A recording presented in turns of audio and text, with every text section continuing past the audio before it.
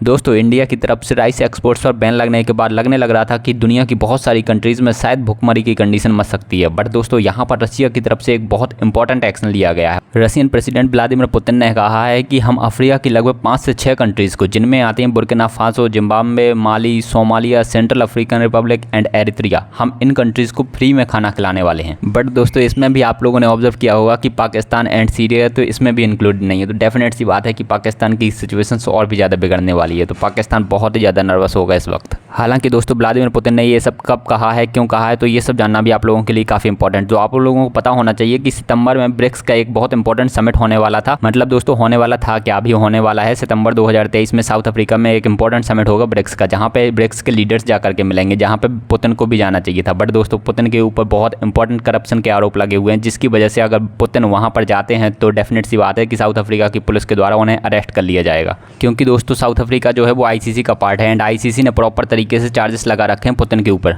तो जिस भी कंट्री में अगर पुतिन जाते हैं जो कि आईसीसी का मेंबर है, तो डेफिनेट सी बात है कि उस कंट्री को पुतिन को अरेस्ट करना पड़ेगा। अब हो सकता था साउथ अफ्रीका पुतिन को अरेस्ट ना भी करता, बट पुतिन ने रिस्क नहीं लिया और उन्होंने खुद ही रिजेक्ट कर दिया कि अब वो ब्रिक्स समिट इस बार अटेंड नहीं करने वाले। तो दोस्तों इसी क्षति को काफ़ी हद तक पूरा करने के लिए उन्होंने रसिया एंड अफ्रीकन कंट्रीज़ का एक इंपॉर्टेंट समिट बुलाया मॉस्को में, एंड रसिया ही उसको ऑलमोस्ट होस्ट करने लग रहा था। तो यहाँ पर उन्होंने एक इंपॉर्टेंट स्टेटमेंट दी जो कि मैं ऑलरेडी आपको बता चुका हूँ। हालांकि यहाँ पे बहुत सारे आर्टिकल्स अमेरिकन मीडिया की तरफ से पब्लिश किए गए थे कि इन्होंने बहुत सारी कंट्रीज़ को प्रपोजल भेजा था, बट अफ्रीका की बहुत सारी कंट्रीज़ ने इनका प्रपोजल रिजेक्ट कर दिया। बट रशियन मीडिया क्लियरली कह रही है कि अफ्रीका की लगभग 49 कंट्रीज़ के इंडिविजुअल्स रसिया में आए और उन्होंने रसिया के द्वारा किए गए समिट को अटेंड किया। अब दोस्तों ये जानना भी काफ़ी इंपॉर्टेंट होगा आप लोगों के लिए कि आखिरकार इन कंट्रीज़ को रसिया कितना कितना वीट या फिर ग्रेन देने वाला है। तो मैं आपकी जानकारी के लिए बता दूं कि रसिया ने ऑलमोस्ट इनको प्रॉमिस किया है कि लगभग 50,000 टन सभी कंट्रीज़ को ये देने वाले हैं। तो दोस्तों अगर इसको कंबाइन करेंगे तो लगभग 3 लाख टन रसिया फ्री में इन लोगों को गेहूँ देने वाला है। तो ये एक बहुत ही इंपॉर्टेंट पॉइंट हो जाता है और ये वर्ल्ड पर्सपेक्टिव से भी एक बहुत ही इंपॉर्टेंट पॉइंट है, क्योंकि इसकी वजह से पूरी दुनिया में बहुत सारी कंट्रीज़ हैं जो कि भुखमरी की कंडीशन से शायद बाहर निकल पाएंगे।